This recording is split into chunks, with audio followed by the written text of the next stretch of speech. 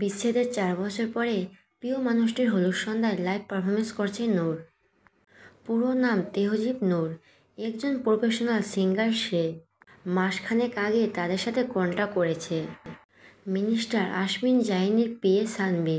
সব কিছু জেনে শুনেই কন্ট্যাক্ট পেপার সাইন করেছে নূর, যে বর্তমানে স্টেজ কাঁপাচ্ছে নিজের সুরেলা গলার গান দিয়ে। তার সাথে একদল মেয়ে গানের তালে তালে নেচে যাচ্ছে। নূরও তাদের সাথে তাল মেলাচ্ছে মাঝে মাঝে।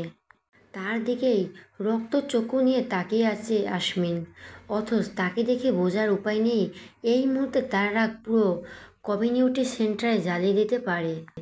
আসমিনের বাবা কিছুটা আঁচ করতে পেরে মুচকি হাসলেন। ছেলের চোখে চোখ পড়তেই গা জ্বালানো হাসি দিয়ে ভুললেন না। আসমিনের রাগ তরতর করে বেড়ে গেলেও সে নূরের দিকে পূর্ণ মনোযোগ দিয়ে তাকালো। বেবি পিঙ্ক গ্রাউন্ডে নূরকে প্রিন্সের মতো লাগছে। হেলে দুলে যখন ডান্সারদের সাথে পা মেলাচ্ছে তখন আসমিনের কলিজায় আগুন লেগে যাচ্ছে, অথচ তার পাশে তার হবু বউ বসে রাগে ফুটছে। তাতে তার কোনো হেলদুলি নেই। তার কলিজার কয়লা করার জন্য স্টেজে হাজির হলো মেল সিঙ্গার তানিশ, যে আপাতত নূরের সাথে ডুয়েট করছে। দুজন যে খুব খুশি, এনজয় করে গাইছে তা কেউ চোখ বন্ধ করে বলে দিতে পারবে। আসমিনের হবু বউ লারা এবার নিজের পেচারি মার্কা খোলস ছেড়ে বেরিয়ে এলো। কটমট করতে করতে আসমিনকে বলল, প্রাক্তনের প্রতি দরদ উতলে উঠছে নাকি? এভাবে তাকিয়ে কি তার রূপে সাগরে ডুব দিয়েছো? তা সবাইকে বোঝাতে চাইছো? আসমিন পূর্ণ দৃষ্টিতে তাকালো লারার দিকে। পা থেকে মাথা পর্যন্ত চোখ বুলিয়ে উপহাসের স্বরে বলল, সামনে রূপের সাগর রেখে আমি পাশে পচা ডোবা নিয়ে বসে আছি। কী দিন আসলো আমার! আমি কি ভেবেছি জানো লারা, এবার শহরের সমস্ত পচা নর্দমাগুলো পরিষ্কার করে ফেলবো, আবর্জনা সব ডাস্টবিনে ছুঁড়ে ফেলবো। মন্ত্রী হিসাবে আমার একটা কর্তব্য আছে তো নাকি? লারার মুখ আপনা আপনি বন্ধ হয়ে গেছে। আসমিনের নজর এখনও নূরেতেই স্থির। প্রথম থেকে সবটা খেয়াল করলেও আসমিনকে পুরোপুরি ইগনোর করে গেছে নূর। প্রিয়জনের পাশে অন্য কাউকে সহ্য করা মানে নিজের কলিজা নিজে করাত চালিয়ে দেওয়া। তবুও নূর নির্বাক, আর তারই নির্লিপ্ততা তার সবচেয়ে বড় হাতিয়ার। এই যে সামনের মানুষটা, তাকে হাসি খুশি আরেক ছেলের সাথে পারফরমেন্স করতে দেখে তেলে বেগুনে জ্বলে উঠছে। তাতেই তো তার নিজের কলিজায় বরফ পড়ছে। গান শেষ হতেই উত্তেজনা ফেটে পড়ল। দর্শক কড়া তালিতে তাদের বাহবা দিচ্ছে সবাই। নূর স্টেজ থেকে নেমে আমজাদ চৌধুরী দিকে এগিয়ে গেল। নূর হাসি হাসি মুখে বলল, কেমন আছেন স্যার? মার খাবে, আমি এবার স্যার হলাম কবে রে? মিনিস্টার আসমিন জৈনের বাবা আপনি, স্যার না বললে গর্দান যাবে যে। ওই সব মিনিস্টার ফিনিস্টার বাদ দে, 2 পয়সার মূল্য নেই আমার কাছে এসবের। আমি তোর আঙ্কেল ছিলাম তাই আছি। খবরদার এইসব স্যার ট্যার ডাকবি না। আচ্ছা আচ্ছা ডাকবো না, রাগ করো না তুমি, অনেকদিন পরে দেখা, এভাবে রাগ করলে আমার খারাপ লাগবে। ছেলের বিয়েতে মজা করো, মুখ গোমড়া করে আছো কেন? নূরের কথা শুনে মুখ গোমড়া করে ফেলল আমজাদ চৌধুরী। দীর্ঘশ্বাস ছেড়ে নূরের মাথায় হাত বুলিয়ে দিল। অনেক বড় হয়ে গেছিস, দোয়া করি আরও বড় হ। সবাই সব কিছুর মূল্য দিতে জানে না রে মা। কাজকে হীরা ভাবতে ভাবতে আসল হীরাকে কাজ ভেবে হারিয়ে ফেলে। যে মূল্য দিতে জানে না তাকেও মূল্যহীনের খাতায় ফেলে দিয়ে এগিয়ে যা। নিজেকে এতটাই শক্ত কর যাতে আল্লাহ ছাড়া আর কেউ তাকে ভেঙে গড়িয়ে দেওয়ার ক্ষমতা না রাখে। নূর মলিন হাসল।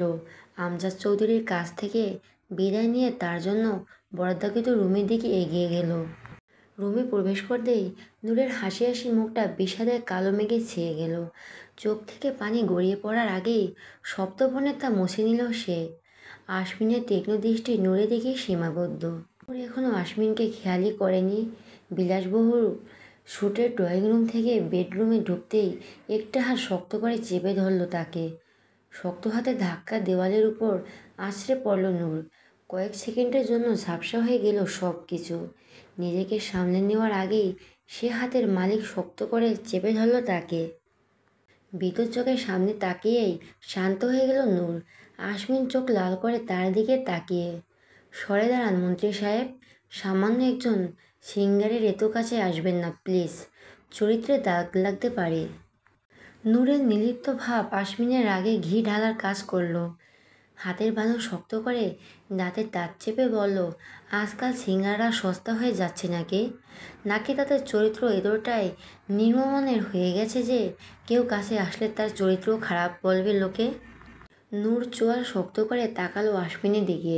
পুরনো ক্ষত তাজা হয়ে উঠেছে। নূর তাচ্ছিল্য হাসি দিয়ে বলল, মানুষ নিজের চরিত্র দিয়ে অন্যকে বিচার করে, জানেন তো মন্ত্রী সাহেব? যার চরিত্র যেমন সে অন্যকে তেমনই ভাবে। সেসব কথা বাদ দিন, নিজের হবু বউয়ের দিকে নজর দিন। আমি এখানে আমার চরিত্রের সার্টিফিকেট নিতে বা দিতে আসিনি। ব্যক্তিগত কোনো কথা না বললে খুশি হব। দয়া করে হাত ছাড়ুন। যদি না ছাড়ে? আয়, ধরে রাখার আপনার স্বভাবের সাথে যায় না। আপনি ছেড়ে দিতে অভ্যস্ত, তাই অযথা সময় নষ্ট করবেন না। বদলে গেছো? পৃথিবীটা বড্ড নিষ্ঠুর মন্ত্রী সাহেব। কি? বিশ্বাস হচ্ছে না? বিশ্বাস না হলে একবার আমার জায়গায় নিজেকে দাঁড় করিয়ে দেখুন। আমার চোখ দিয়ে পৃথিবীটা নিষ্ঠুরতম মানুষগুলোকে দেখুন। দেখবেন প্রতারকদের মেলা বসেছে। ঠান্ডা মাথায় খুন করে দিয়ে চলে যাবে, বুঝতেই পারবেন না। আচ্ছা মন্ত্রী সাহেব, আপনি কখনো আয়না দেখেন না? চোখ মেলাতে পারেন তো নিজের সাথে? ঘৃণা হয় না এই জঘন্য প্রতারকের চেহারা দেখে? বমি পায় না? আমার কিন্তু বমি পাচ্ছে। মনে হচ্ছে ঘৃণাগুলো বমি হয়ে আপনার গায়ে উগরে দেই।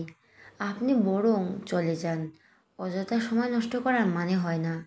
নূর, আপনার উপর আমার কোনো দাবি নেই মন্ত্রী সাহেব। নূর এতটাও বেহায়া না। ভাববেন না আপনার নতুন সংসারে ঝামেলার সৃষ্টি করব। জীবন অনেক লম্বা জানেন তো, সেখানে আপনার মতো প্রতারকদের পাত্তা দিতে নেই। আমার করা প্রতিটি ওয়াদা আমি পূরণ করেছি। আরেকটা ওয়াদা আমি আপনাকে করতে চাই মন্ত্রী সাহেব।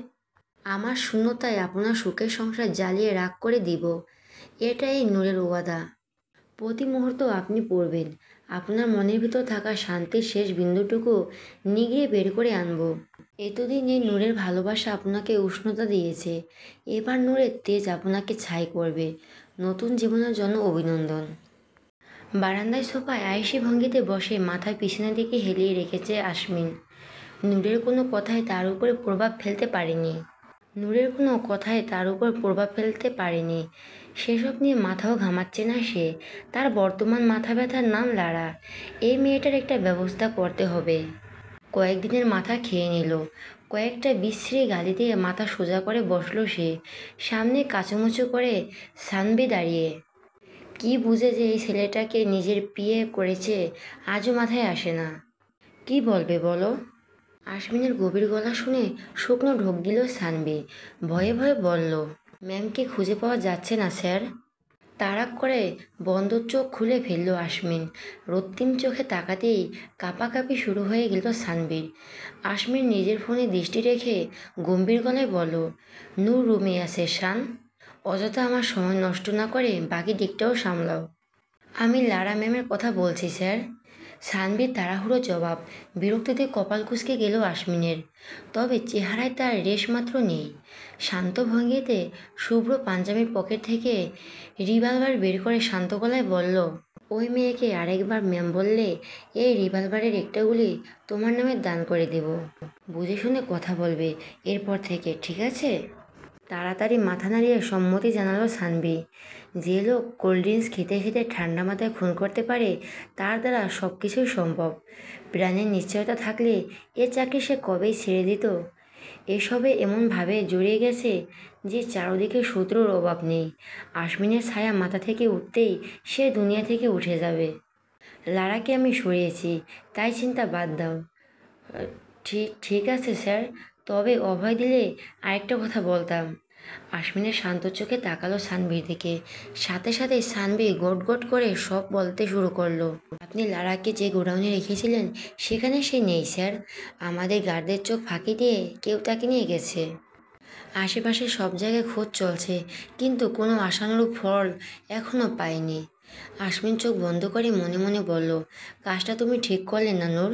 আমার কাজে বাম হাত ঢোকানো আমি পছন্দ করি না। আমার অপছন্দের কাজগুলোই তুমি সবথেকে বেশি করো। ফলাফল ভোগ করার জন্য তৈরি থাকো। চোখ বন্ধ রেখেই সানভিকে বলল, এই মুহূর্তে শুধু আমার মায়ের কাছে এই খবরটা পৌঁছে দাও যে বউ পালিয়েছে, আর অন্দরমহল খালি করে দাও, শুধু আমার কাছের মানুষগুলো ছাড়া আর কেউ যেন না থাকে। Okay sir. হন্তদন্ত পায়ে বেরিয়ে গেল সানভি। রাত 3টায় আরামের ঘুম বাদ দিয়ে এসব করতে হচ্ছে। কালারফুল প্রজাপতির মতো সুন্দরী মেয়েরা এদিক সেদিক ঘুরে বেড়াচ্ছে, অথচ তার সেদিকে নজর দেওয়ারও সময় নেই। এই জীবন রেখে কী হবে? এর চেয়ে সন্ন্যাসী হয়ে বনে জঙ্গলে ঘুরে বেড়ানোই ঢের ভালো। ভোর রাতে মিসেস কামিনী চৌধুরীর বিলাপে ঘুম ভাঙল সবার। আশমিন এক মনে নূরের দিকে তাকিয়ে আছে। নূরের রুমে হিডেন ক্যামেরা লাগিয়েছে সে। ফোনের স্ক্রিনে তীক্ষ্ণ চোখে তাকিয়ে সে। নূর ঘুমাচ্ছে।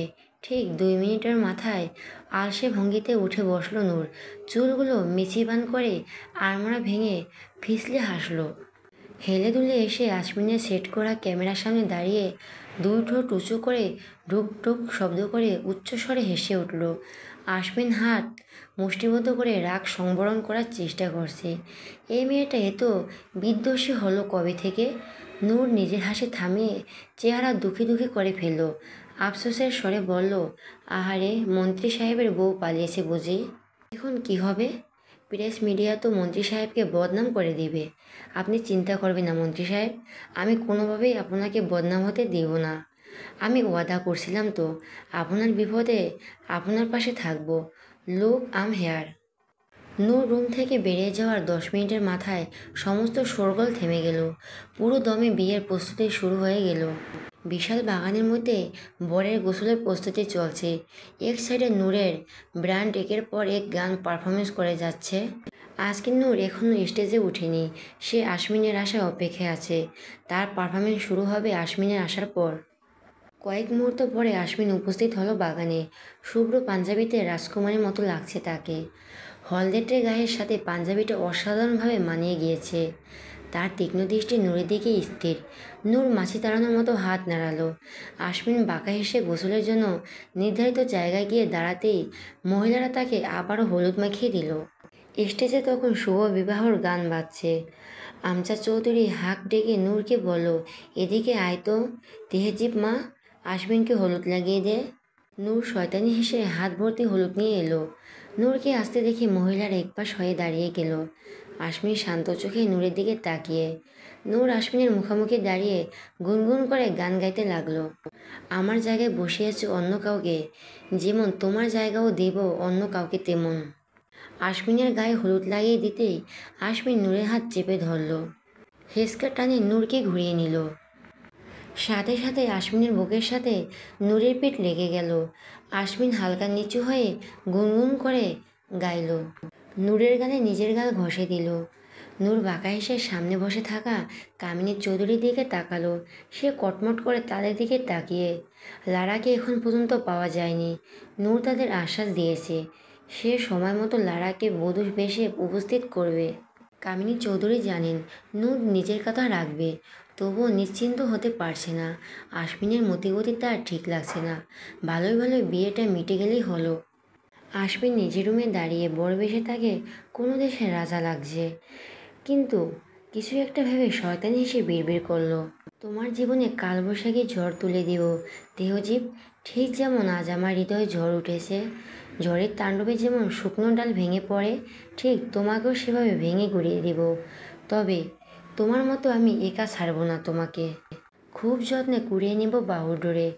আজ যেমন তুমি আমাকে শূন্যতার মহাকাশে ছুঁয়ে ফেলছ, ঠিক আমিও তোমাকে আমার হৃদয়ে আস্তে করে ছুঁড়ে ফেলব। দেখা হবে শীঘ্রই। আশমিনের চোখ মুখ লাল হয়ে গেছে। বরবেশে বসে আছে সে, পাশেই তার বাবা মলিন মুখ বসে। প্রেস মিডিয়ার চারদিকে গিজগিজ করছে। ছামিনিয়ার ওপাশে লারা বধূবেশে উপস্থিত। নূর সামনেই দাঁড়িয়ে, মুখে তার দ্রুত হাসি। আশমিন হঠাৎ করে খুব হাসি হাসি মুখ করে তাকালো নূরের দিকে। হকচকে গেল নূর। এর মধ্যে কাজী বিয়ে পড়ানো শুরু করে দিয়েছে। লারাকে কবুল বলতে বলতে লারা ভিতর চোখে আশমিনের দিকে তাকালো। আশমিন হাসি মুখে তার দিকে তাকিয়ে ইশারায় কবুল বলতে বলল। লারা কাঁপা কাঁপা গলায় কবুল বলে দিল।